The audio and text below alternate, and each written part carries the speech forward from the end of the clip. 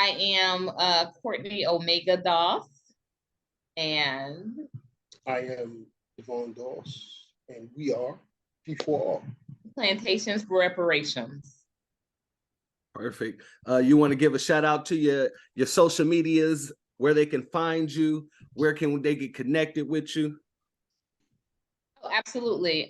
So we have first and foremost our website, and the reason why we want to definitely highlight the website is because we have two businesses. We have Plantations for Reparations, which is p4r.today. That's the website. And we also have Coloredonlycafe.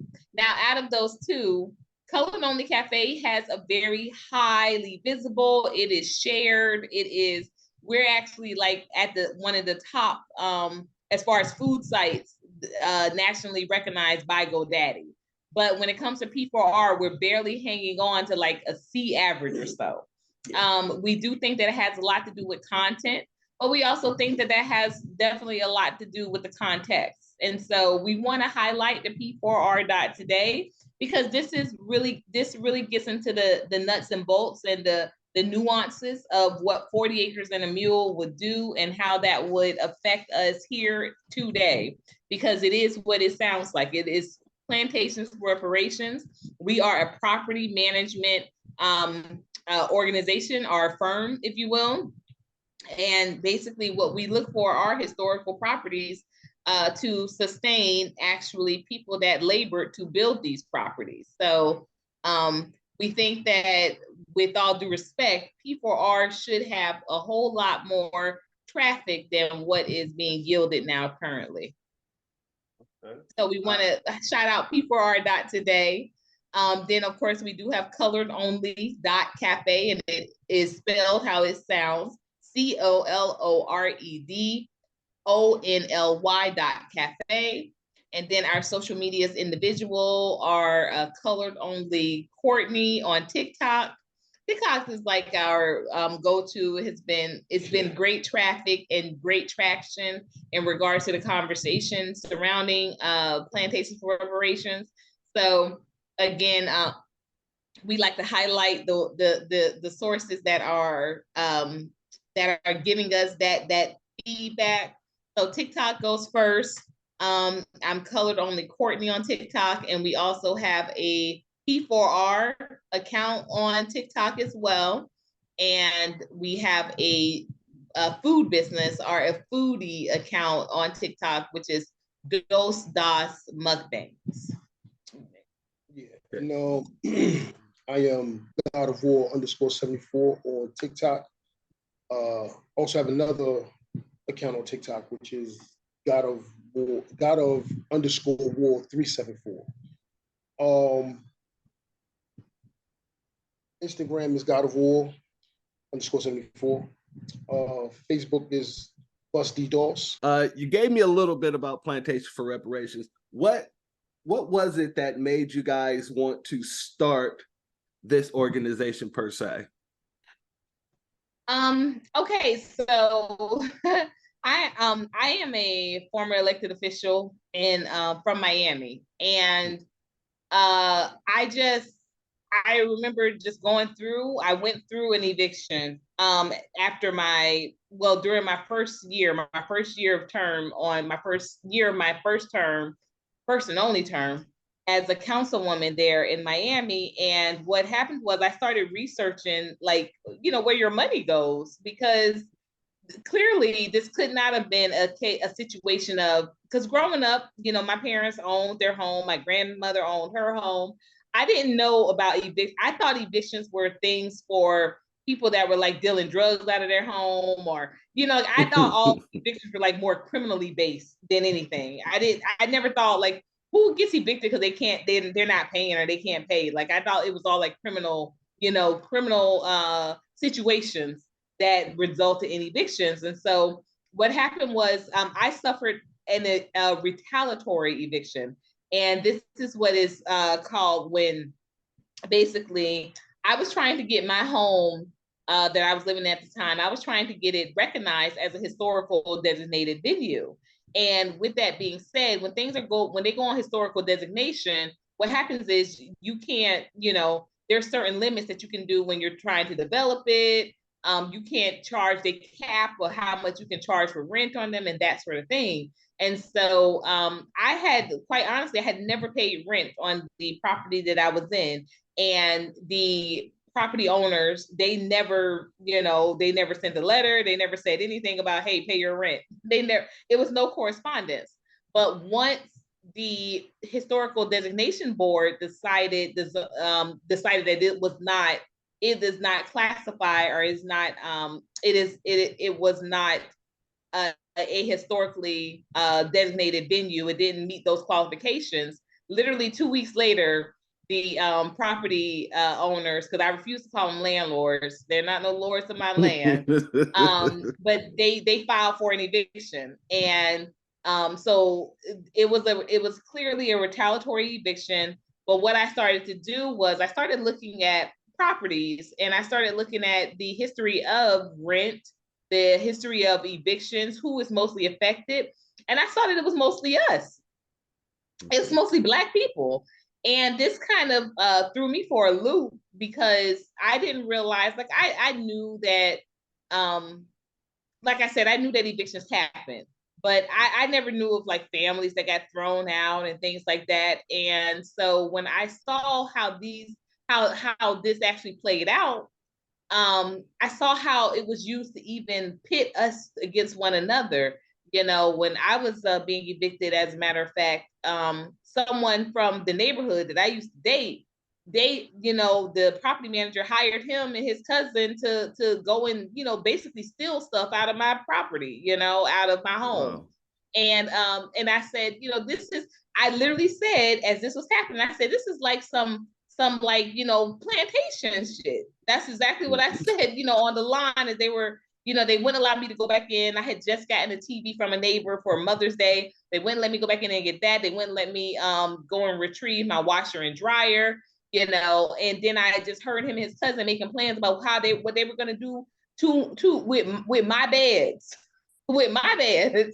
And I was like, this is some plantation shit. Like, this is what was happening when, they were making the enslaved, our ancestors beat one another, in order to get an extra, we all seen the scene from Django, to get something to drink and a couple of pieces more chicken. You were made to kill your brothers and your sisters, your family members. And so I said, if anybody in this nation should not have to pay to live, it is Black people, because without our labor, there would be no America. And especially, where is the place or the spaces that these are the signs, these are the absolute these are the points of where this has happened. Plantations were ground zero for building up, stealing labor and building wealth. And so that is literally how it was born. That was my idea of just saying, okay, how do we rectify that? Because it can't just be, initially I just thought properties. But then when you say properties, you get talking to people that say, oh, well, this was just built 10 years ago or 20 years ago or 30 years ago. This has no tie-in. So plantations were how I tied it into the reparations conversation of something that I've always been interested in ever since I was, a very young girl. So when I moved to Georgia, what happened was just kind of almost, again, I'd say nothing happens by way of coincidence. It is all connection. It is all, ancestor. This is universal law. Everything happens with a connection.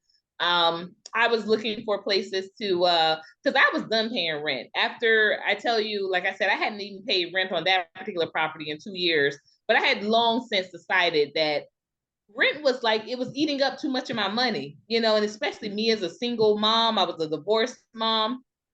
It was too much that I had to do with my money, and paying somebody else for me to live in this space made no sense to me. So I was like, I'm not looking for another place to rent. So when I moved to Georgia at the top of COVID, I was looking for multifamily properties, because I felt like I had a best friend that lived in Atlanta rather. And I was like, if I could convince, she had a son, she was a single mom too. And I said, she had a son, I had 2 kids. Let me look at properties that we can get together. And also she has A1 credit. And so I was like, great, I'm going to look for some properties that we can get together.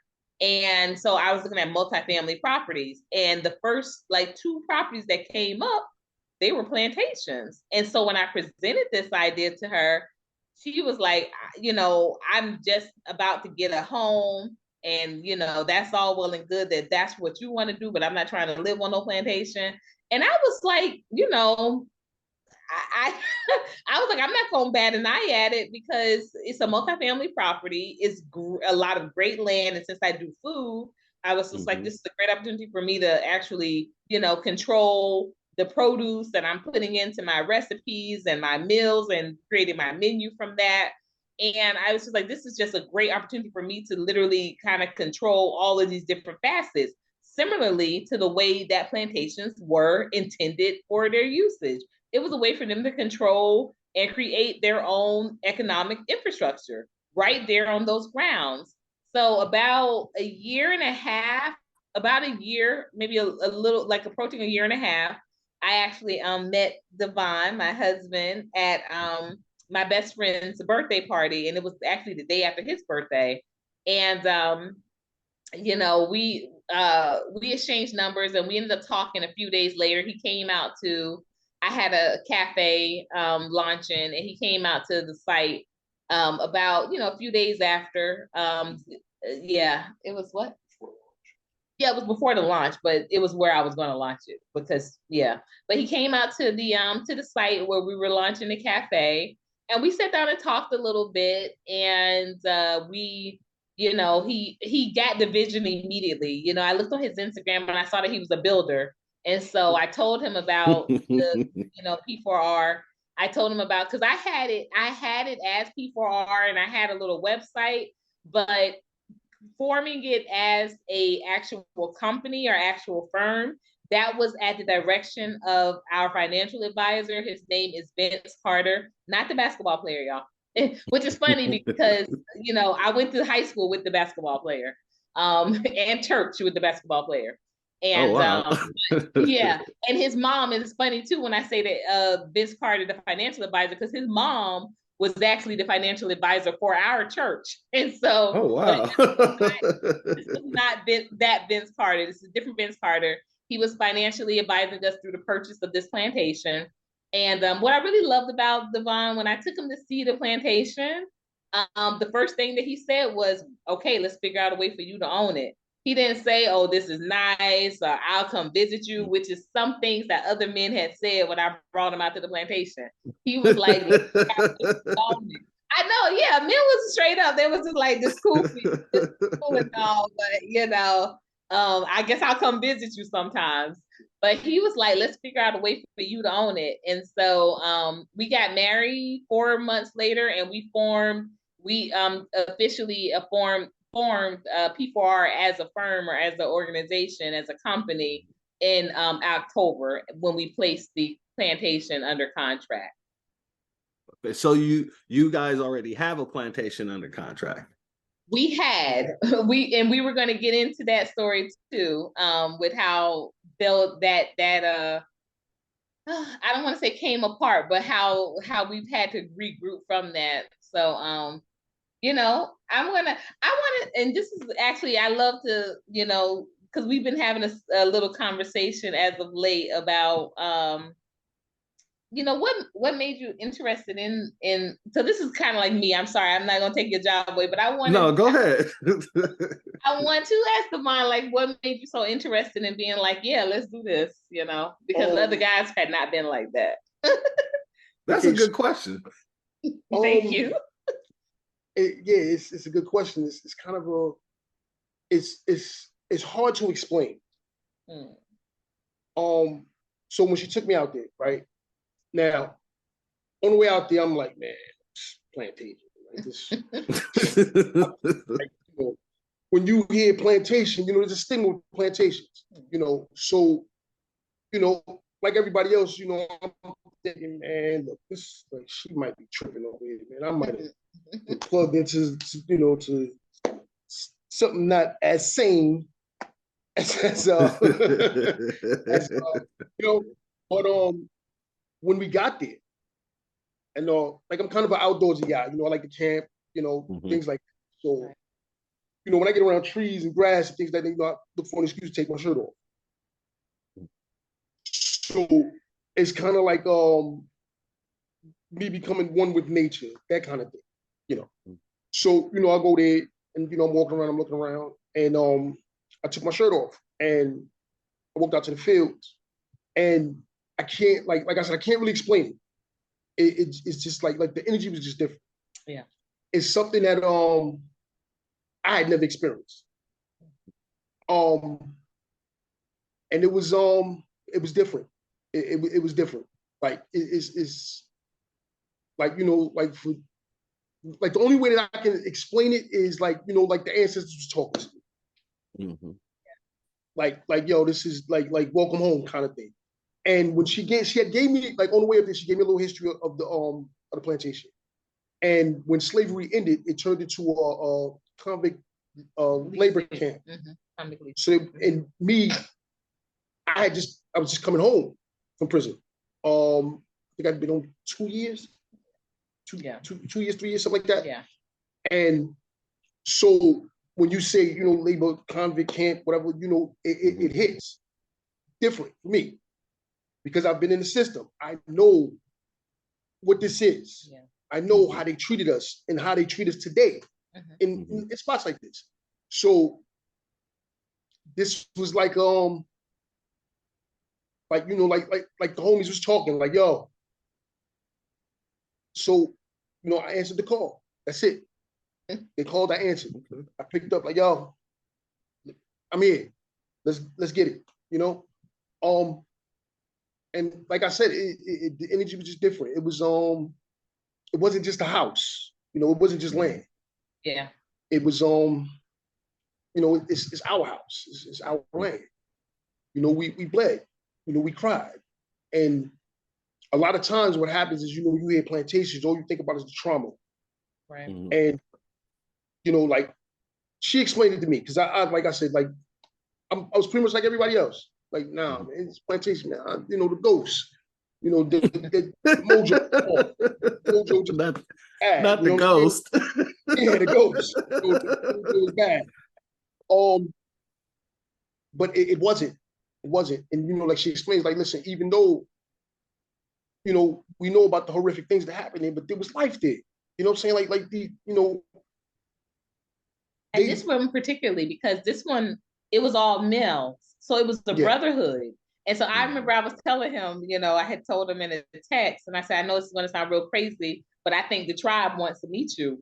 The tribe. That's what I called them. I called the brothers, I called the energy, the tribe out there. But it was, and like the only thing I could think of was like, nah, we need to get this. Like, we need to kind of like set it straight, because no one's gonna tell the stories of the life that was lived there beyond the trauma. And prior to it becoming the convict camp, it was a regular plantation. So there were families there. They lived. They survived. More importantly, they survived. Without them surviving, we're not standing here. We're not standing here. And this is every plantation, not just this one, but every plantation. They endured so we can thrive. We owe them. We owe them to release these demons, these ghosts. Let them rest in peace. For all the ones that died there, for all the ones that bled there. Even the ones that actually survived through slavery and actually made it, to be free men. Right. Although we all know that freedom is an illusion, but it's an illusion that they survived to get to. Right. And we owe them that. We owe them to like, listen, your trauma, your nightmares wasn't in vain. And as a people, we need to recognize that. We need to recognize that, listen, like there was life there. People, like, people got married. They had children. Even when they sold off the children, they tried to destroy the family unit, but they couldn't. They sold our kids and sent them to West, wherever. But when the new kids came in, they said, no, you over here, you mind that. You know, this was our adopting, you know, before there was actual adoption. You know, like, you're not going to be out here alone. Don't worry, you have a family, you have a village. You are one of us now. And this is how they were able to survive. This is how they was able to get by. And this is how the family unit was staying strong, even through all that. And this is what this is about. See, it's not about just you know, a money grab, a land grab. No, this is us saying, hey, listen, as a people right now, we are out of order. Because when you look throughout history, you will see that the Black man on this planet, period, has always thrived when there was a tribe mentality, when there was a village, when we were together. You know, there's a and I can't remember where I seen it or where I heard it, but it always stuck. The crab mentality. You know, when the crab is trying to get out and the other crab is trying to pull him down, they say, and it's always spoken of as a negative. But when you look in the ocean and the crabs are together, they swim as a unit. They stay together. So when that one crab is trying to get out, no, you belong with us. We are one. We are a unit.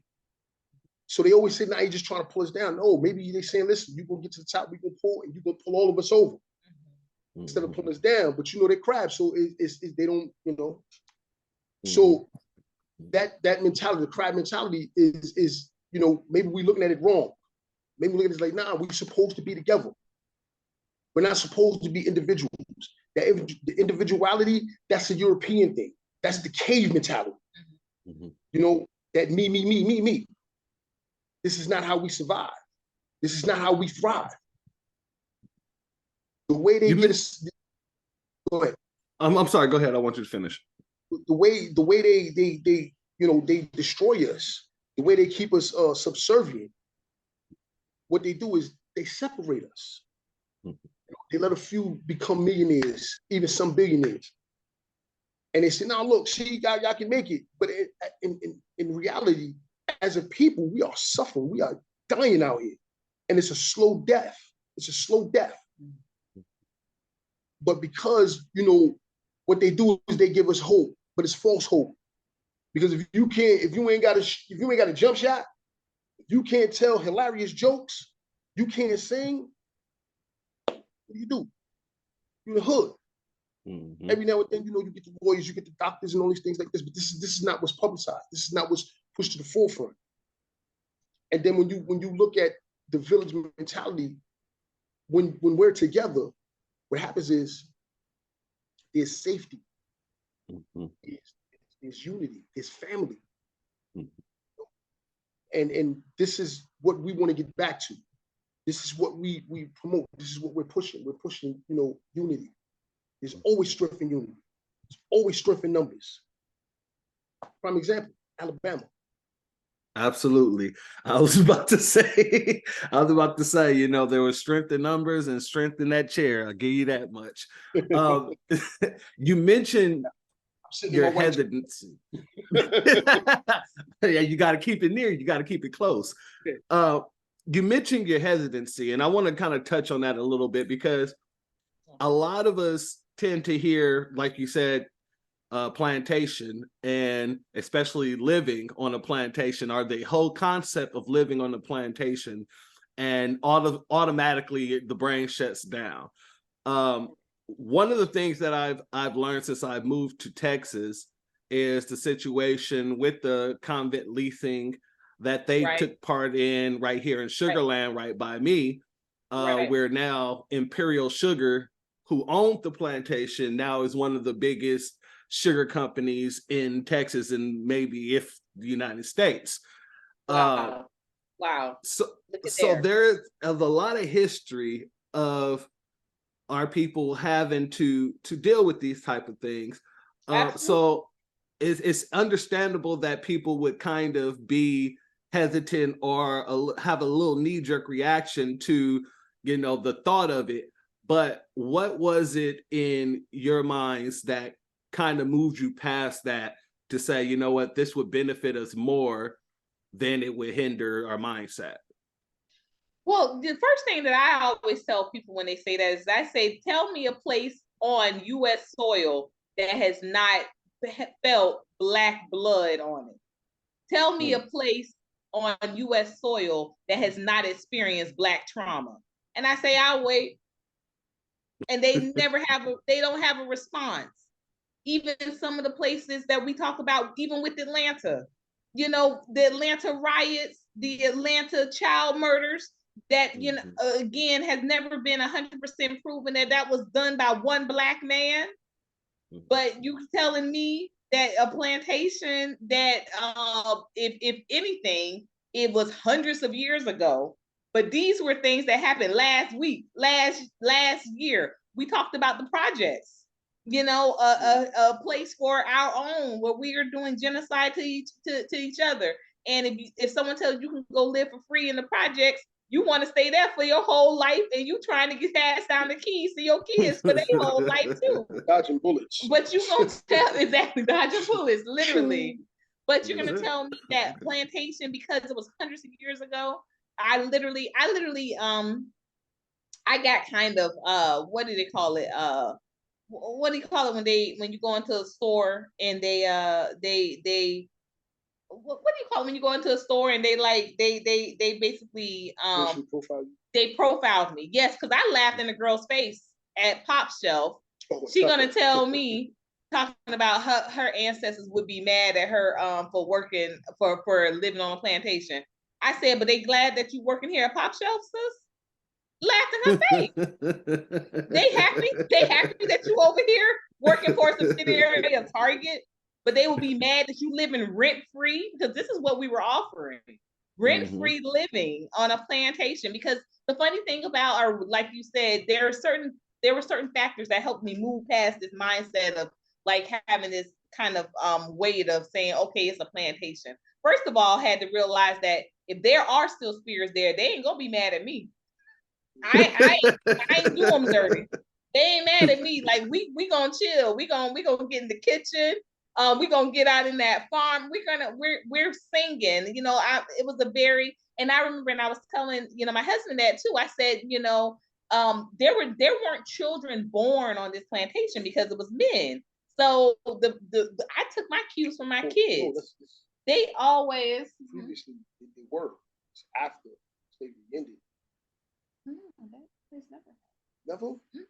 Women were allowed to come cook, and they had to leave. Because remember, the guy was gay.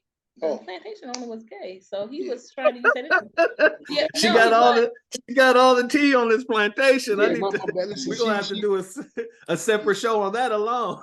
No, yeah, she's the historian over here. She got it all. But we even learned, you know, Mocha even shared, you know, the more history than what I even knew. But the guy was a real narcissist that started the plantation. It is called the Smithsonian. And when people get this confused with the Smithsonian, but it's not, it's the Smithsonian plantation. He had it named after himself. He was a real narcissist. He was a quote unquote bachelor to his death. But the first thing that I really started to recognize, again, coming from my work in the public sector, is that if it's a historically designated property, basically you can live in it, and your whatever you want to do as far as improvements to the property, you can get grants to cover that. So quintessentially, this is a way for a privately owned, because it's privately owned. It's a privately owned institution to receive public funding.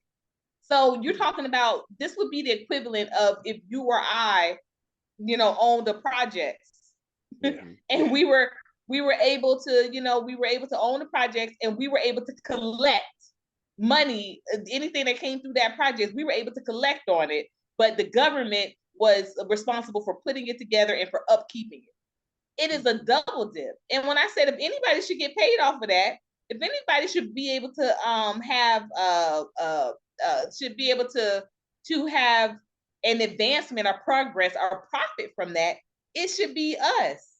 Like you could not imagine that this happening in Auschwitz And it's people that are not Jewish that are being able to basically make money off of those concentration camps. Like, and this is what's happening with the thousands. And when I tell you thousands of plantation properties that are still being managed and still standing to this day, thousands of them. I wanted to ask you guys about how do you see, let's say you get a plantation tomorrow, right? How would it work? How would the organization gauge who they bring in over who should be, denied access? How would that work out? It's funny you asking this question, because this is where you can't compromise. Initially we started off just for us, by us, FUBU. And we messed around and we went homeless, like literally homeless, like my Nissan Altima, midnight. That car saved us. This is why I was so upset when that damn tree hit it. It was literally living in my car some nights. We had to, it was either eat or get a hotel room. If we decide we gonna eat that night, which I got 2 kids, I gotta feed the babies. So we slept in the car that night. Like every night, I'm out there grinding, trying to get this hotel money together. And this is what happened, when we was just pretty much, just relying on us. And then some things happened, and we redirected. We became a little more inclusive in our vision, and that failed. And it would have been completely disastrous, but we caught it in time. When my wife get back, we'll get a little more into that. But how it would work is, first, like I said, you can't compromise. It has to be it has to be family orientated, and the workload is shared. Like, okay, if you farm, that's where you go. You build, that's what you do. You have to have a certain set of skills, and whatever skill that is, we put it to use, because everybody has a use. Everybody has a skill. You might not even know what your skill is, but we're gonna find it. We're gonna find it. If you are media guru, that's what you do. We're gonna find what your use is. We're gonna find. Thank you, baby. We're gonna find. I don't even know if I should. Yeah.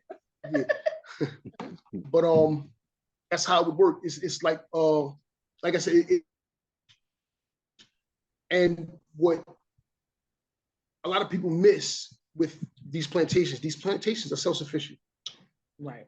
If you these are the jobs. So many people would say, where we gonna work on the plantation? You're gonna work. Like, that's work literally this is what you're gonna work. What it's here for. Exactly.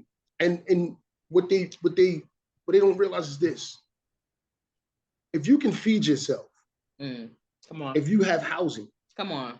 What else do you need? What are you looking for? What else do you need? Seriously, like, what else do you need? These little petty votes, they become irrelevant. They become irrelevant. So it doesn't matter what the value is. It doesn't matter any of this. You know why? My food is right there. Right. My house is right there. Right. What else do I need? Right. You bring up a good point. You bring up a good point when you say that if you have the ability to grow your food and you have the ability to live without paying rent, then if you're really looking at anything else, what anybody else would want is going to be like superficial stuff, right? So like, you have the ability, right? You have the ability to feed your family. You have the ability to house your family, and all you have to do is get up and do the same type of labor that you would do to go to work for someone else. For someone else, right? That you don't have to pay taxes to the road to do, so like, that was a great point. Walked right in on that. That's like an alley-oop. because really taxes, there's so many taxes that come into that come into play when you're talking about just traveling. So what if you were not traveling? What if these things, you know, oh, we got to build this new road, so we have to pay taxes, or you have to do this to get from point A to point B, so we have to charge a little tax there. You know, we have to do these things because what's happening is you're doing what do they call it? Instead of it's interstate, you know, but it's commerce. It's commerce because you are the commodity. You are the currency. You're taking yourself to another place to get more money for them, but you're being taxed double to do that. We got to start thinking about this stuff, like really, like, you know, just take it back to the bare minimum. As Martin Luther King said, keep it plain. Keep it plain. We are the currency. We're paying tax on ourselves to get to point A for someone else for someone else to make money to profit off of, that we're in turn paying them 2 times the amount to do so. You know, we're commerce traveling when we take ourselves from one place to the next to work for them. It makes no sense. And and when I say work for them, I'm being very I'm being very strategic about the language that I'm using, because if you do work outside of yourself, it is a 70% chance that you are working for someone that does not look like you. That's absolutely true. We got to stop talking about, oh, well, you know, not there are Black businesses. You ain't working for them. So let me. Okay, so I used to work at Amazon. I want to say 2 years ago. Yeah. Almost 3 years ago, I worked at Amazon. It's the last time I punched the clock. I hated this job. It was miserable. Hated this job. The commercials you see, everybody smiling at Amazon, and propaganda. That is so false. Nobody smiled at this job. Nobody. And this is when I realized, like this ain't it. This ain't it. This ain't it. I mean, like, you know, 10-hour shifts on your feet, 9 of them 10 hours. Come on. And this is pretty much slave labor. I mean, you can't just because you're getting a check every week don't mean it ain't, you know, slave labor that we're doing for someone else. Like, you know, I would get 3 days off, but like one of the days I just spent sleep. Like literally, I mean, sleep. That's it. That's all it was. There was nothing to do but sleep, just to recharge the battery. But I'm saying this to say this. When I quit that job, right? The relief that you have when you work for yourself, when you don't have to worry about somebody standing over you, when you can say, you know what, I'm gonna chill today. It's about time. And not worry about dying over here. My apologies. Not worry about, go ahead. It's all right. Not worry about being fired or any kind of like repercussions. Right. Because I'm gonna tell you, peace of mind is freaking priceless. Priceless. And there was a time, right, where I said, you know what, I'm not working today. I had a car up.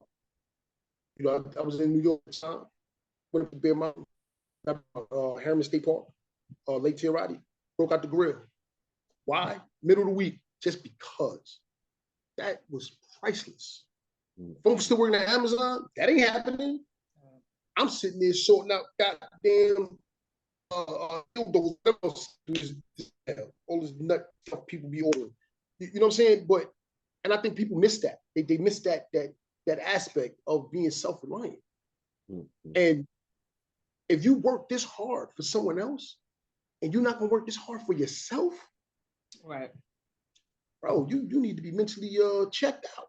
Like it's something wrong with that. There's, and I think as a people, this is the disconnect. We've been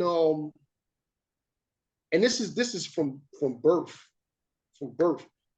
because when you go through the school system, this is 12 years of them teaching you how to be a worker ant, how to be a worker bee, not an owner, but a worker. They don't teach financing. They don't teach self-reliance. What they do is they teach you, okay, go to school, get a job, get an apartment or a house, whatever. But you're still in that cycle where you basically greasing their wheels, sending their kids to college, sending their kids on vacation to Dubai. You understand what I'm saying? So while your kids, they don't have a summer vacation. They got to go to the free pool. Right. You know what I'm saying? Right. Absolutely. You know, and this is what is preaching. This is what's pushed. But when you are self-reliant, when you don't have to worry about those things, there is a huge burden that's lifted. Absolutely. And let's not throw the baby out with the bathwater. There's plantation politics does work. And it works because we were on the 300 years. Exactly. It worked because we were on the bottom path of that. But remember, before they ever made a move on us in our villages, in our country, in our on the continent, they studied. And plantation politics comes from village life. It was villages doing this, but they were doing it to benefit the people that, of course, were in these villages, which were families. So what America did was, in their capitalistic and their evil intentions, what they did was they turned it so that this was where the village was, but there was no benefit above beyond rather the people that they were doing this labor for. Whereas villages worked for, as my husband said, it was growing our own food, it was building our own houses, creating our own shelters, creating our alliances between these families and these villages, and we were doing the trading and bartering amongst one another. And there was no currency like what the American dollar was.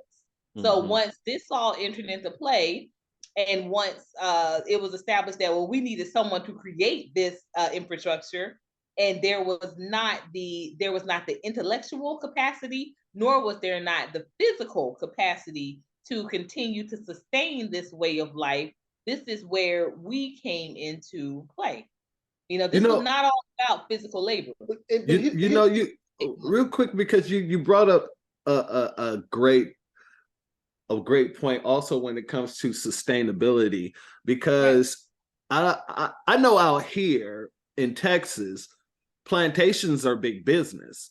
So you have people who are doing plantation tours. You can pay to spend the night at plantations. They have plantation story time where you have people coming out and telling you about the plantation. Right. You're able to go out and who owns them. Exactly. Yeah. So when it comes to, if you think about it like that, then that is in itself is a big business. And living on one and making it your own, why wouldn't you want to be able to do all these things, not just... We would do the same things. Exactly. We would do the same things. Absolutely. And I shudder to think, but let's ask the question, because let's play advocate here. I shudder to think that would this interest still be there to come and visit these plantations if we were the ones telling the stories? Good point. Would Ryan Reynolds and J-Lo and Ben Affleck still get married if we were owning these plantations on these sites? Let's really ask these real questions, because then we can further explore the depth of where this white supremacy mentality is not only continued, but it is promoted, encouraged, and sustained in its very core of capitalistic values here in America. I got even better one for you. Yeah. Think about it like this. Is how many plantations active? Active, 38,000. 38,000. Yeah. 50,000 still standing, 38,000 still profiting. 38,000. 38,000. Right? So let's say... I'm sorry, can you say those numbers again, please? 50,000 still standing plantations. 38,000 still profiting. This means that they still have businesses running from them in some type of way.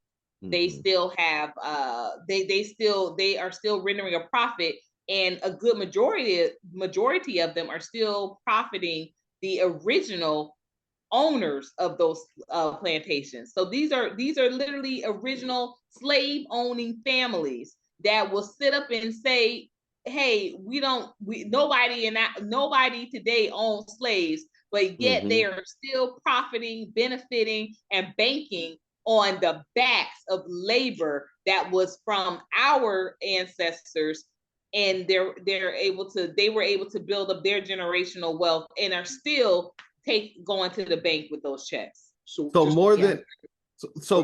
I just want to clarify this. So you're telling me more than half of operating plantations are still profiting the descendants of those plantations. Absolutely. The descendants of the owners of the plantations. Because remember, we're the descendants of the plantation. Right. The descendants of the owner of the plantations. Absolutely. Correct. Yes. And these same people will say, nobody today is on no slaves. Mitch McConnell family has been linked back to owning 2 plantations in Virginia. Brian Kemp here. We had the contract that we had with the plantation was the second largest, only to the largest plantation owned here in operation here in Georgia. Still profiting, and it's owned by the governor. His family are the Habersham family, who they are still benefiting and profiting from the largest plantation here in Georgia. Well, let me give you a quick okay, 38,000 still. So that's like roughly 19,000 would be half of that 38. So you get 19,000 plantations under Black ownership, run by Blacks, whatever, and we profited. Just half of them. Yeah. Just half, right? Yeah. Think about this. The dent that it would take out of the housing issue in the US, because let's be very, very clear about something. And my wife says this all the time. It's not a housing problem in America. It's a housing Black people in America. That's it. That's the problem. Okay. You see me going, right? I see. It's this cat. But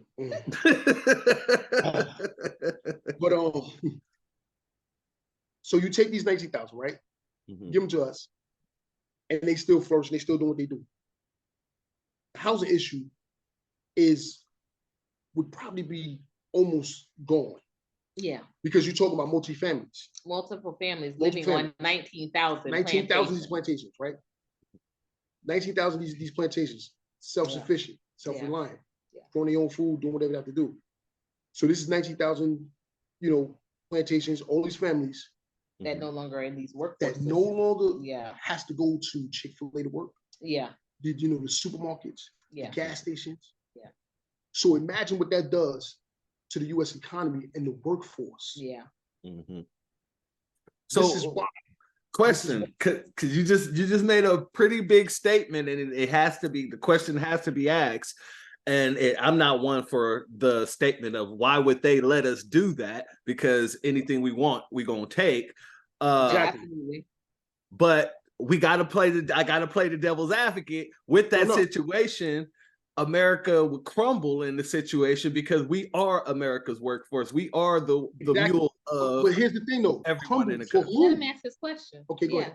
Right. Go ahead. So what would you say to the people who would say that at the end of the day, I'd be leaving Chick-fil-A, but I would have to pick cotton or work, the in the fields, growing food, or I would have to learn a new skill if I don't have a skill. And it's just easier for me to stick in the napkin man society because all I got to do is flip a burger.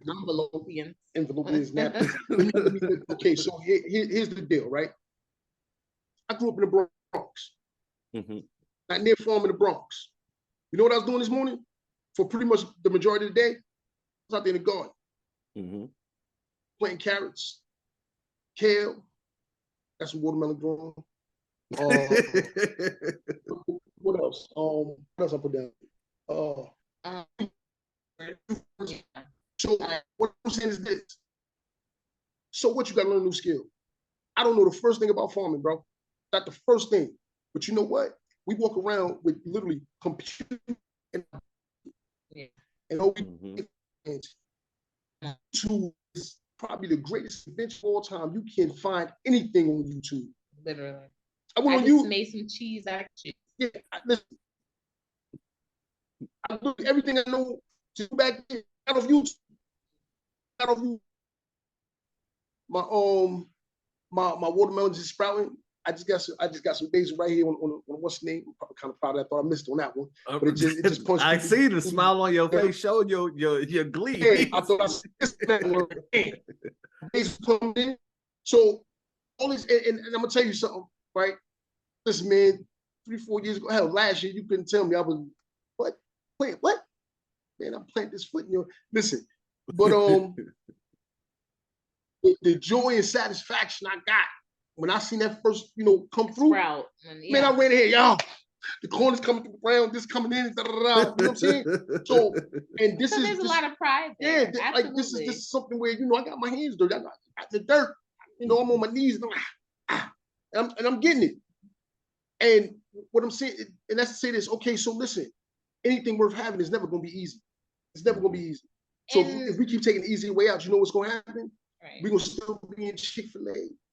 Right. 20 years about check and FICA taking all my money. Right. Mm-hmm. And I want to say something to that as well, because you know what I had to give up on, brother, a couple of years ago. I said I have to get out of the business of trying to convince anybody. That's what was my personal commitment. That, you know what, if it's not for you, let's move it along. And then if it's not for you and you maybe just want to come and you want to come stay a night or two, then it's great, because we manage a campsite property.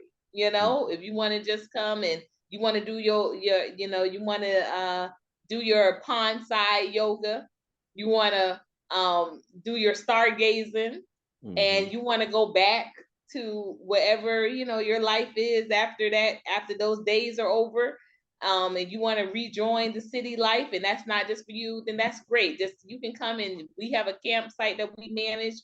You can come and try that out. But if you all are serious about really uprooting your life and villaging up, then absolutely plantations are a great opportunity to do so. Again, these are multi-family properties that are literally still standing because of the work, the blood, the sweat, and the tears of our ancestors. And you telling me that you can't live there? But you can go and live on top of a literal grave sites because they're high rises and because you got some stainless steel in them. It sounds ridiculous when you say it out loud, You make a good point. So let me ask you this, because we're going to be coming to an end about 10-15 minutes here. Okay. I want to ask you, if you had 3 goals that you can accomplish tomorrow, what would be those 3 goals for the P4R? P4R? First and foremost, the plantation, the Smithsonian, is still on the market. We want that immediately. We literally just had this conversation last night. If we wake up with a miracle, we're constantly still, that's $20,000 of ours that literally is just gone.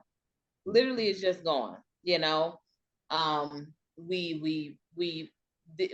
swung for the, as my husband likes to say, we swung for the fences.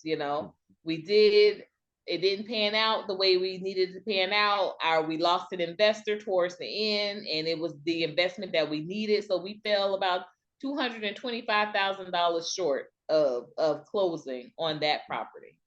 And that was not easy.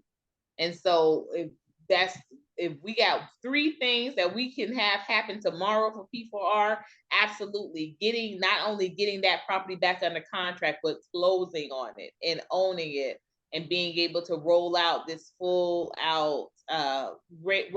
initiative fully onto that property is that's the reason why we're here in Athens, Georgia. This is literally the reason why we're here. You know, managing the campsite is great. We love it. We love the scenery. It's beautiful. We welcome people to come and take part in the experience here. But yeah, but P4R, that dream was birthed with the Smithonia Plantation in mind. And so that is still number one. Number two, with P4R, what I would love to see happen is I would love to see at least 5 other families ready to come on board. Because at the end of the day, just, you know, no shame in that. You know, I think that too many of us just have it in our idea, have it in our head. Like we say we want our people to do well, but we saw all too often that when people say they want their people to do well, they're just talking about their immediate families. And that was the ugly side that I think we learned within this experience. You know, like we literally ate at people's houses that had multiple rooms and multiple resources that they could share. While we were homeless. While we were struggling with, you know, getting a place. And that doesn't cross their mind. And some of these people even suggested other places we could live, but not once looking around their own properties and with their own resources and say, hey, well, you know, how about do this? How about you can come here, you know, work it off for about 3-4 months, and then, you know, we'll see where you guys are after that. You know, and it's just, and we say this so much as a people, but I would love to see 3 to 5 families really, really interested in building a village up with us. Like the total commitment, the willingness to, like my husband said, get in the dirt with him. You know, the willingness to get in the kitchen, the willingness to teach kids, the willingness to really be about what you say here about. Because too many of us, we get the talking, and the talking sound good, but we really don't want to do that. Again, we want to stick to, we want to be able to go to get Starbucks. We want to still be able to go to Walmart and catch a sale. You know, we want to fight the system, but still be a part of the system. It don't work that way.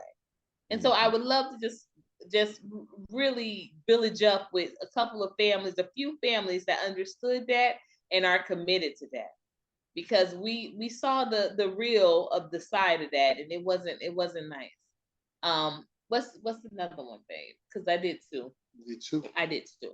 I did. We want to get that plantation, and we want to pony up with other families. You know, I'm gonna spit sunflower seeds on the porch. That's all you want to do.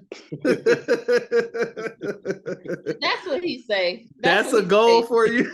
He said that's the whole goal, just to spit sunflower seeds off the porch. No, you know, no, seriously though.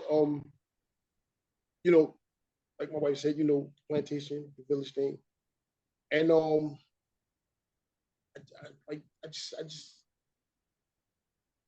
want us to be safe. Yeah.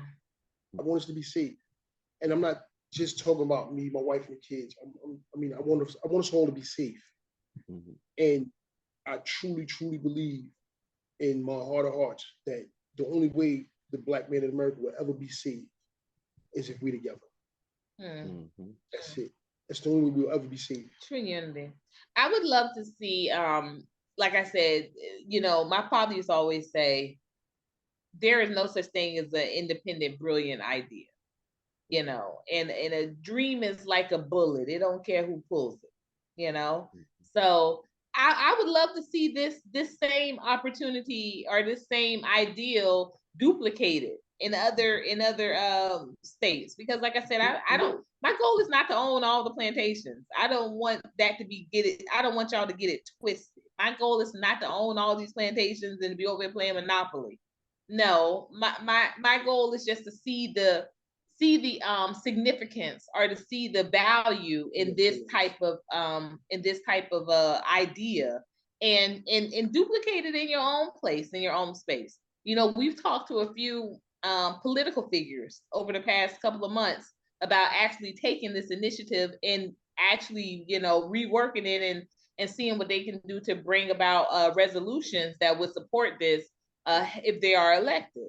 And that's all well and good. And we've not turned down one of those conversations.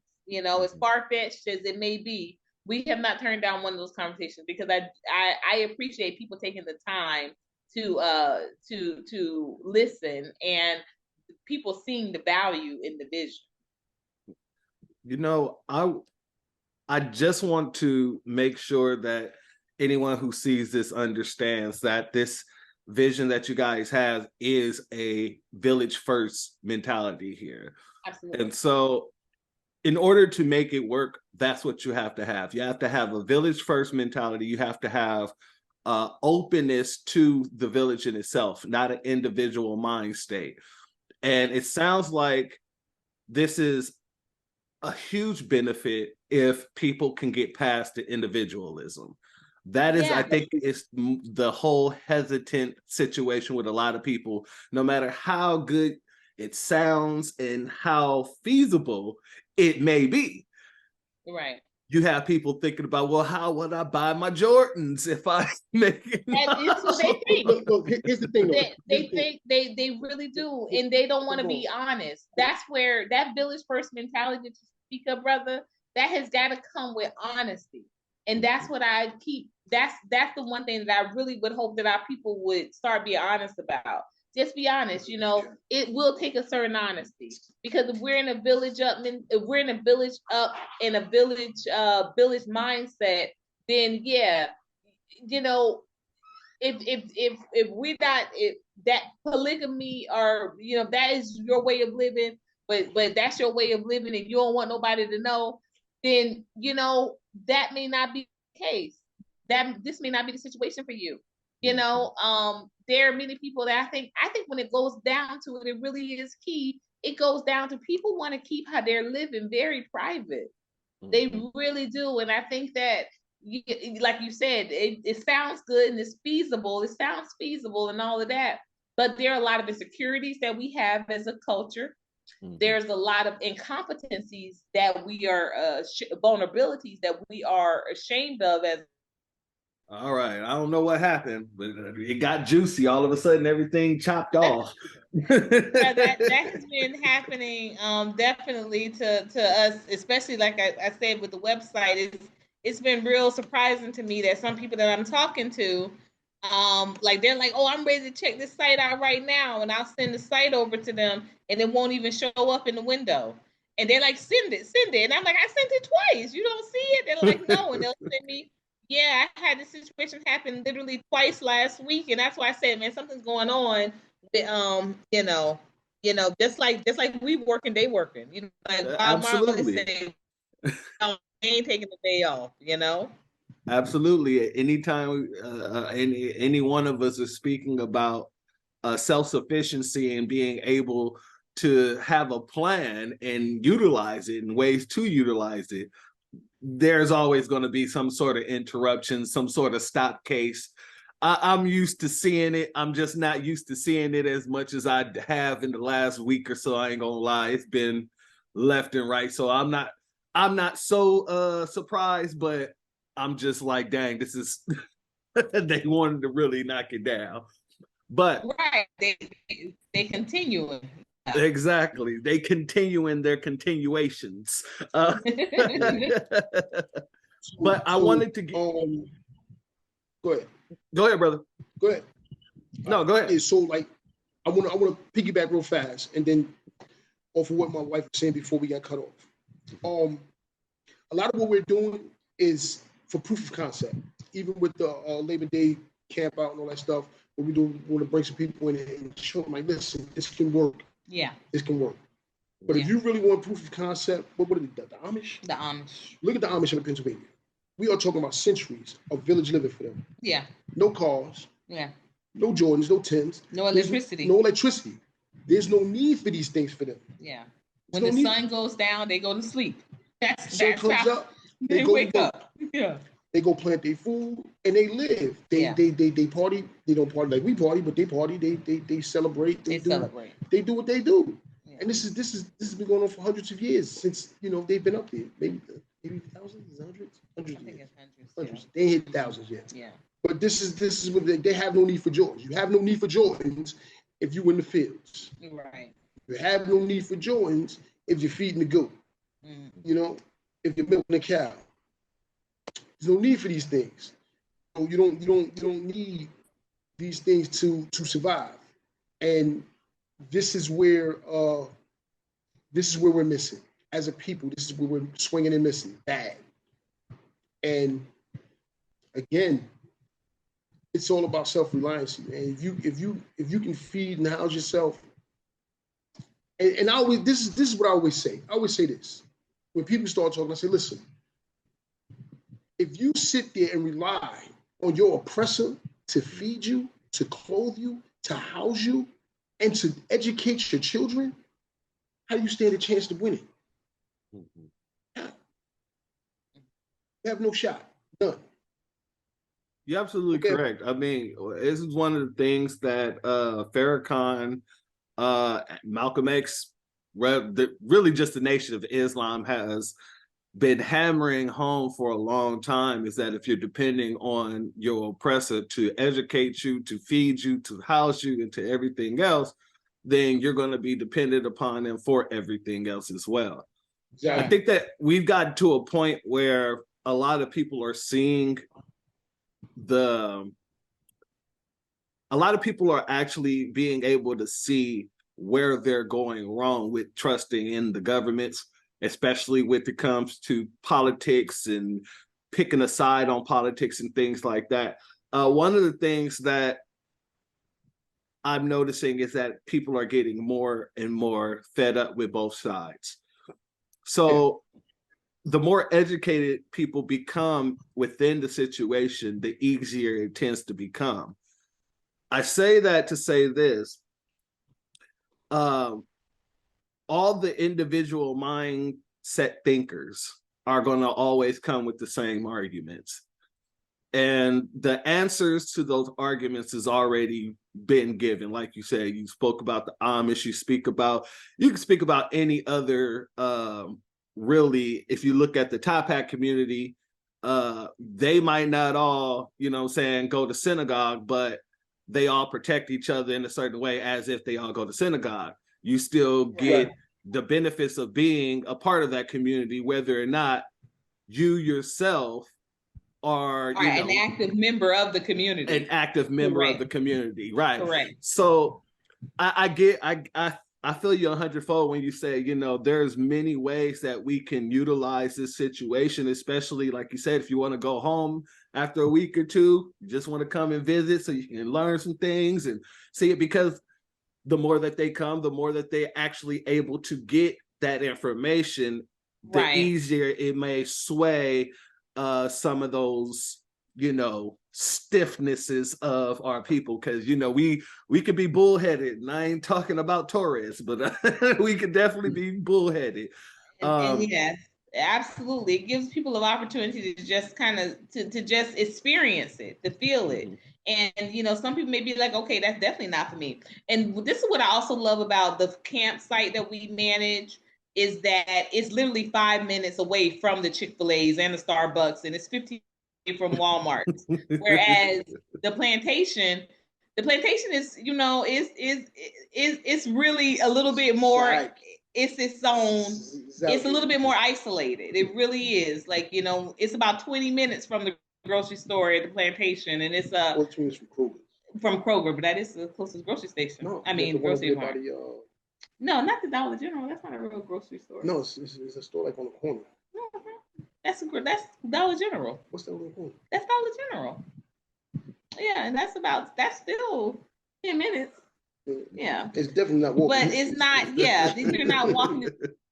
And it's like I said, it is a plantation. So, you're talking about 16 acres of sprawling land and a couple of property structures on the property. So, it would probably take a little bit more getting used to, than come into the campsite. And like I said, when people leave, we're in a private area, but once they turn a couple of corners, literally they're back and they're happy again. Because that was actually one of the first things that surprised me about Plantations. I visited a plantation back in after my daughter was born. So my daughter is my first child. So I was about 26, 27. And I couldn't believe, I had such a new respect for our descendants. I couldn't believe how foolish I had been in thinking that when there was an escape, that they, when they talked about an escape, I didn't think of it being like you're talking about the first night we were at the Berry Hill plantation. You could put your hand in front of your face and you couldn't see. And I'm thinking, wow, Harriet Tubman, not only did she, plot, an escape, but she made a mental map of, turn here and look at this star here. Because I had, the concept of the type of distance. It was a mile before you even saw the road. And so I was just like, yeah, I have a whole different respect for what that looks like. But I will say this, and to your point, as you were making earlier, to get people to kind of be a little bit more comfortable with the idea, at 26, 27, there's no way anyone could have convinced me, hey, come live on a plantation. I mean, I woke up just scared that I even woke up. I was like, man, this is going to be like Kindred. I'm going to wake up and I'm going to be back. It's going to be like Sankofa. I was looking over my shoulder and my ex-husband at the time, he said he woke up, he said his neck hurt. And he told himself, yeah, I probably got, I probably am carrying on the spirit of somebody that got lynched, and your ancestors were probably the ones that carried it out because my ancestors are Bahamians. And so he was like, y'all probably turned us in because he was the Nat Turner, of Nat Turner's brother. So he was just like, oh yeah, my neck hurt, and we had like these jokes, but let me tell you, when those 2 days was up, we was ready to get on out of it. I remember when I saw who owned that plantation, his father, my former father-in-law, had given us actually a trip to the plantation as an anniversary present. And I was wondering, like, what kind of anniversary present is this? Like, that ain't no anniversary. Go to a plantation. Planted the seed. He did. He planted that seed, and I appreciate him, Mr. James Turner, Professor James Turner, or Dr. Turner. But what showed us about a month after, he was like, "Hey guys, come down and see this." And we came downstairs, and 2 Black women, they own the plantation. And so when I talk about what we're doing now, we would be one of, I think, 6 now. One of 6 or one of 5 Black owned. Okay. All right. Yes. Oh, they tried it again. They are. They doing it. But like I was saying, we would be only one of 6. We will be only one of 6. I'll say that. No, but we want to do more. We would be the 5th. Let's do this because I definitely want to do another show with you guys. I definitely want to do another broadcast. I want to get more information from you guys, and I know that we're coming to an end here soon. So I want to give you guys two things, because I just wanted to ask one thing, and then I want to give you guys the opportunity to say whatever you guys want to say. Give your information out again so that people know where to find you.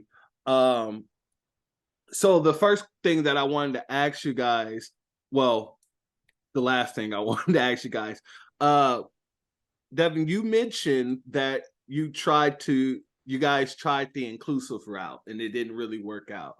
What was the inclusive route that you tried to take on, and what did you see that showed you that it wasn't going to work out? Yeah, I gave him a little. You want to leave that? Okay, so my wife was on this and kind of got connected to this envelopian. A hippie. She's a self-proclaimed witch and hippie. Yeah. A whippy. And like we had reservations, but at the same time, like I said, she was ready to go. She was ready to go. It was really smart.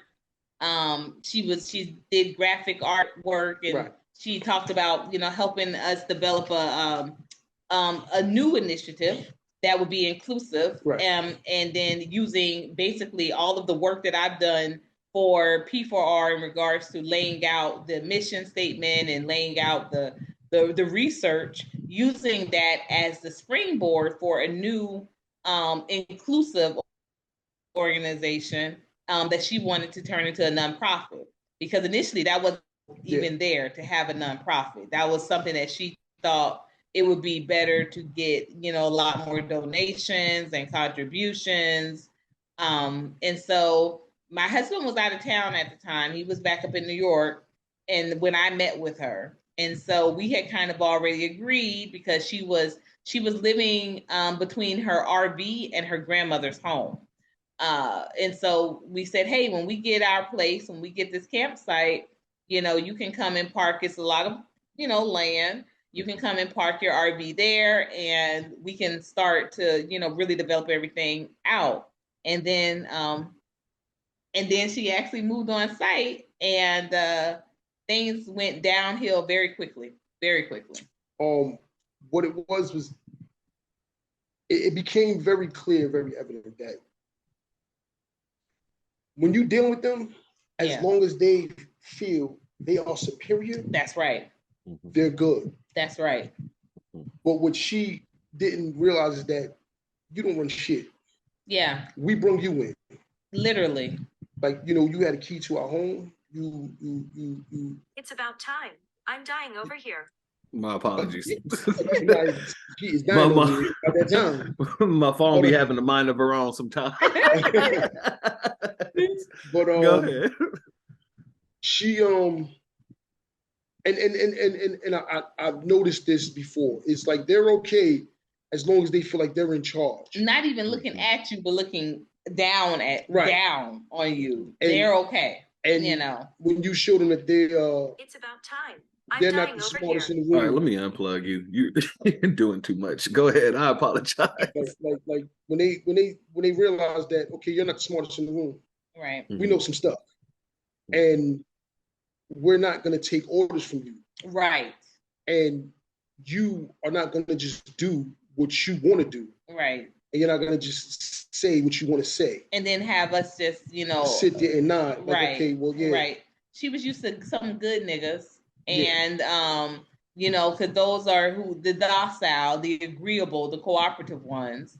And when she really, just saw that we were, we definitely, we believed and we lived as though we believed with Black supremacy and with our intellect. Yeah, she did. She decided to take down videos and posts that had Davon in his in the shirt.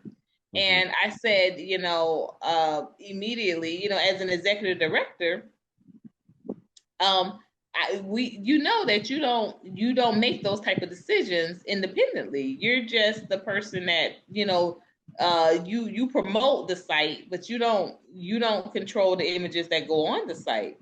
And if there was a question about the images, then there's a discussion, there's communication. Right.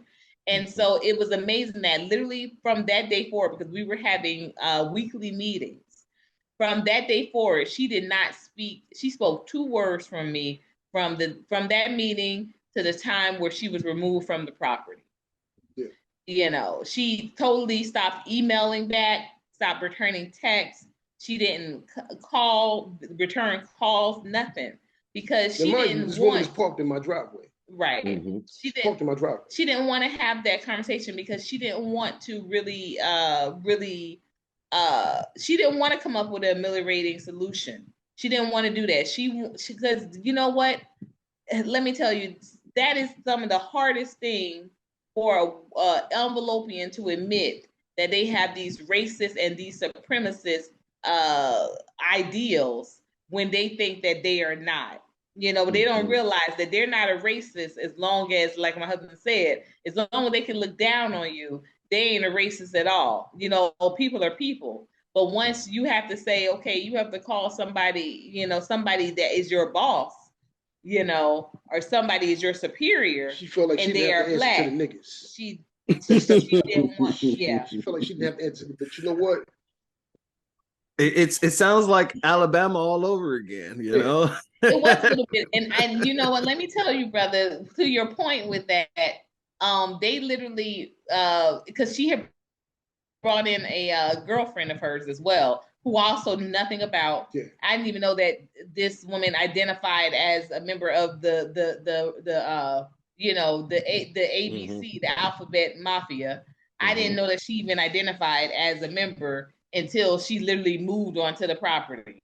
But literally, she was removed from the property about 3 days after that incident occurred in Alabama. And I think that was the ancestors, doing their due diligence there too. Because she had told us, oh, I don't have to go nowhere because, the state managers, they didn't say nothing. And so literally state manager came over the next day. And that was also another situation that storm brought on. It became the perfect storm because once trees start falling and property gets damaged, and now you have property on your property that doesn't even pay to be on your property, that's a liability, Right. And so she, she pulled that big old RV up out of here, and they got those cars right on out of here. I told you.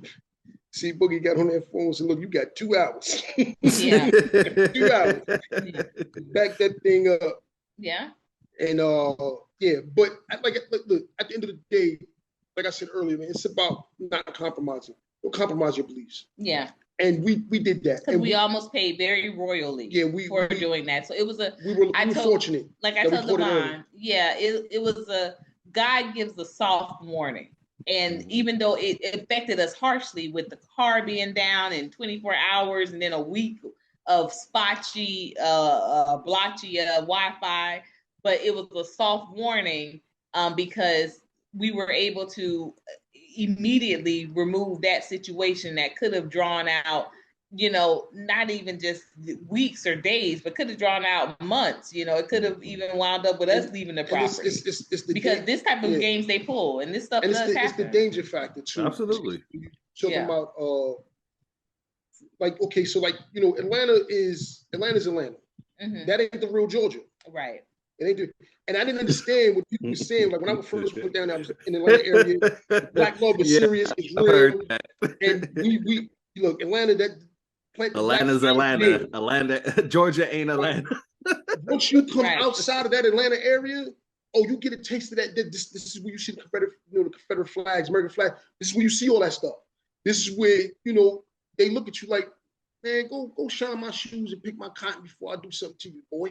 Mm-hmm. This is the mentality. But in Atlanta, they're not saying it. But trust me, they believe it, but they're not saying it. They're gonna tell you that down. They're gonna tell you that in Athens. Yeah. Right. Mm-hmm. And like I said, it becomes a safety thing because here it is. I'm not a small guy, and I've been told on several occasions that could be a little intimidating.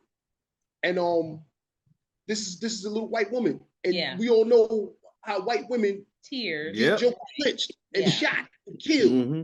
So here it is, you got the big black angry guy, right? And she turned on the waterworks, and the police roll up. They not asking no questions, right? And they ain't waiting for no answers, right? Absolutely. So, it becomes dangerous for me, and my son, he's black, obviously. Mm-hmm. You know what I'm saying? So now you got 2 black males over here, and you got this single mother of 3 who is a little itty bitty thing. She turns on the waterworks. Oh, she got 4 kids. Well, she only bring 3 here. Yeah. So this can go left very fast. Right. And but that's what we learned from it, that it wasn't going to be. And even a couple of days later, another situation presented itself, but we were able to kind of handle it with a lot more caution. We were still very neighborly. We were still very understanding, but at the same time, he's like, "Can I see your lease?" No, you can't. No, you can't. No lease. Because then a situation might come about when you saying, "Okay, well, I'm on this," and you talking about things that are on that, right. And so we just have to play it with a little bit more a little bit more awareness, because you know, I literally went in with the intention of doing business with, you know, this young lady, as though, you know, immediately, you know, this, you know, she was welcome to the space, and all of that. You know, it has to be a vetting process, especially being a member of the outside demographic, you know. And it was a soft warning, but it was a warning that we absolutely took very serious. And we were able to regroup. We were able to bring it back to P4R today, and we were able to just really start to have some open dialogue about what does this mean moving forward. You know, how are we going to make sure that, for one, we can still continue to village with our village members that may not look like us, but at the same time making sure that our most strategic efforts are done to continue to take us out of the unhoused and the food disparity levels of where we are. So we want to remain committed and true to that, with still being able to be, you know, villagers, you know, still appreciate intentional community, still being aware, still being appreciative, but at the same time, just being mindful that our initial mission is to make sure that the group that is most affected by homelessness is getting the most of our help, which is still us. I love the hell out of that. Yeah.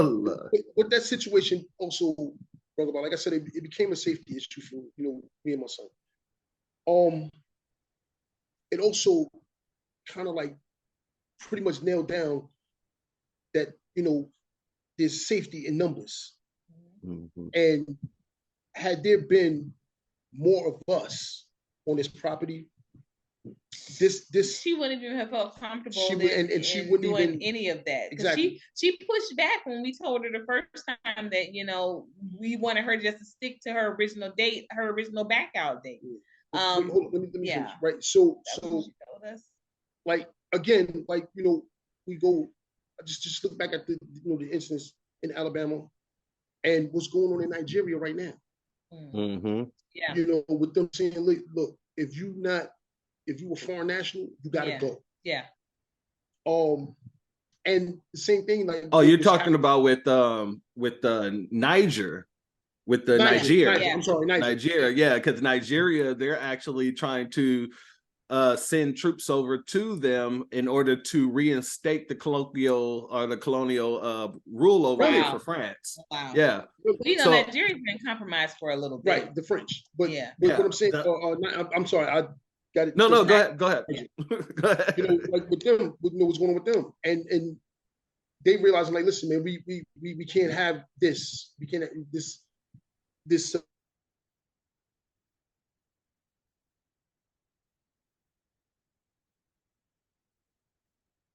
what do you call it? About us, then it can't be. Yeah. You know what I'm saying? So with that, and also what's going on in the hip hop community.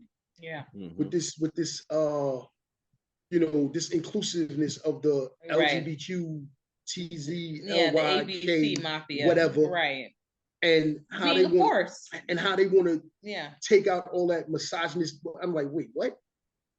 So my thing is this is where we're at in hip hop, where we have to include them to the point. They're trying their hardest to include them at the beginning of hip hop too. Joy Reid right now is trying to do a documentary about it. Yeah, and but my thing is this, like, so with everything that's going on in our culture, because they saying hip hop and the culture, everything that's going on in our culture, you tell me that is what's number one on the list. That's what's prevalent. Are you kidding me? So we not gonna talk about. We're still leading in homelessness, right? But look, even with that, let's just stick to what this culture is promoting. Right. Okay, they're promoting violence, gang violence, because now it's to the point where drill music is like at the top of the list. And that is probably doing more damage than any misogynist, anything going on in hip hop to our communities. not only that, but they're promoting. Let me see if I can say this right because I never say it right. Promiscuity. Yes. Okay, Mhm. I had to think about that for a second. You know, you promoting that. I mean, like, you know, you got, you know, barely legal rappers, chicks, whatever, on this stage, popping their ass, you know, literally with nothing on. Yeah. You know, Hypersexuality, yeah. Yeah, you know, hypersexuality. exactly. Absolutely. And you're gonna tell me this is not That's high on not the list?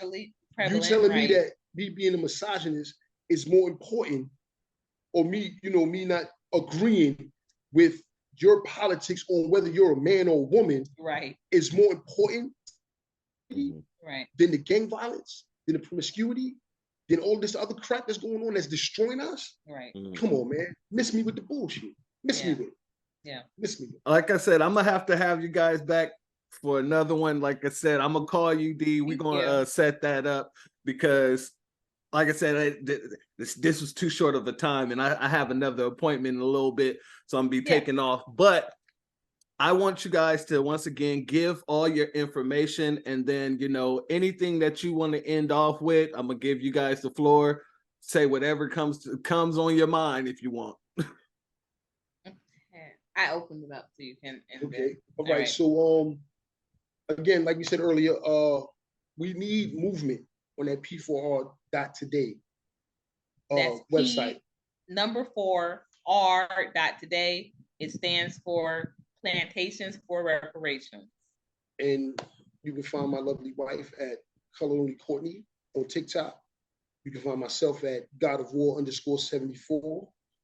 We also have a food account, Doss Mukbang. You know, that's for all you food ponies.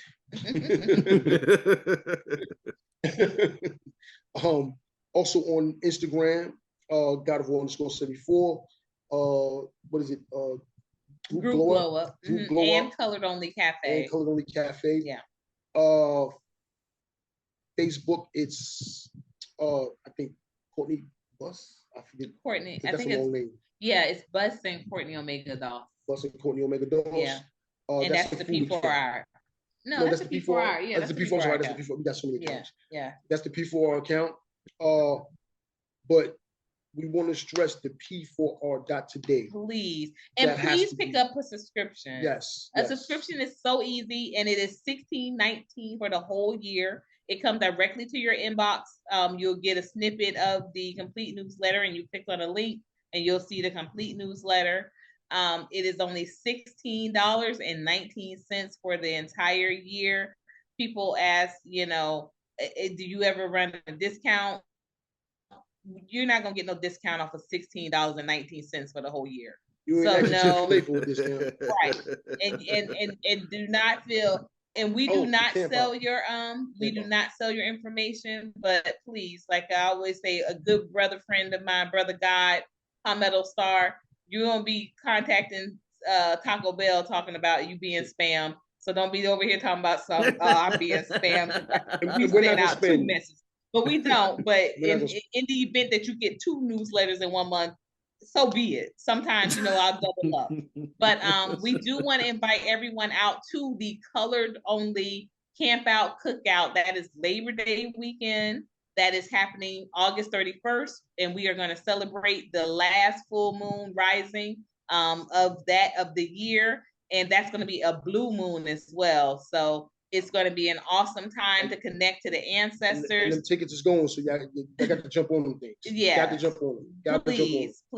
And it's limited Bring space. your own fishing pole, because I ain't sharing mine. And your own chair, in case we get it, because this is the open, inclusive opportunity. So you can get that information also through the website. That is P4R.today. And you can go also on Coloredonlycafe. So that's P4R.today and Coloredonly.cafe. Please do not, because I want to be very honest and very clear that with these camp out tickets, you know, we're being outnumbered, because some of y'all are still thinking that, you know, camp out is going to mean in the middle of the woods, in the middle of nowhere, and you're a little apprehensive, but it does not. And so we're being outnumbered already with the sales. It's about 10-2 right now. So please, you all, if this appeals to you in any type of way, if you want to come build, if you are close to the Georgia area, we have some people coming from as far as South Carolina, so that's about 3 hours out. We have some people coming from Georgia, that's about 2 hours out. But if you want to build, please. Oh, that's right. We have 2 women from Detroit. They are interested in caravanning, and so they're looking to connect with anyone that is. Let's go. You know, anybody that would allow, you know, because like Malcolm said, you know, we aren't outnumbered. We're out organized. You know, absolutely. So let's come here and let's just chat it up. And you don't have an excuse. It is a long weekend, and then it's only August 31st to the 3rd. So that means if you got to travel and you still want to enjoy your Labor Day, not laboring, then go on and travel back and just, you chill out at your home spot. You have that opportunity. It's a long weekend, and we have a lot of room here just to open up the campgrounds and just share and build and village, So please come and see what we're talking about. But the website again is p4r.today and coloredonly.cafe. So do not be a stranger. Send a message. We return all messages within 24 hours. Absolutely. Connecting is key to this. And it can't just be done on the internets, y'all. Y'all gonna stop playing around with Al Gore's internets. Okay. It cannot just be done online. The connections that we need to have is still, those type of numbers. And again, like we keep referencing the Montgomery Brawl, what did more impact? People watching from home saying, "Oh wow, get them," or when that boat pulled in and they started coming off that boat. I'm be honest with you, it was Aquaman who did it for me. He's the one, the man jumping out of the water. That was the most. So yes, we do need to be there. You're absolutely right. We need to be physically present. It's absolutely right. Because it's one thing for someone to say, "Yeah, I saw it and I shared it," and we all make these great memes and we laughing about it. But when it really comes time for us to organize and come together, are y'all about it? Are we gonna do it? Are we gonna allow us to still be, we still gonna say, ground. "Oh, we don't swim and we don't camp." We need them boots on the ground. Yeah.